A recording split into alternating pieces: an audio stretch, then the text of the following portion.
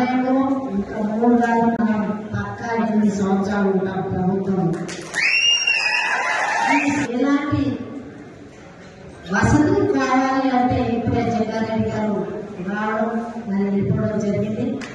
మొన్న మీరంతా మీటింగ్ వచ్చిన చెప్పింది ఏ పనైనా చేసి పెట్టడానికి నేను సిద్ధం. మీరు చేయాల్సింది ఒకటి, ప్రజల మధ్య ఉండి ప్రజలతో ఓటు వేసుకొని పరుగులో మీరందరూ రావాలి. ఇప్పుడు నరసింహారెడ్డి కష్టపడ్డాడు కాబట్టి సర్పంచ్ ఓడిపోయినా ఎందుకు ఇచ్చినాం, మండలంలో మంచి నాయకులుగా ఉండి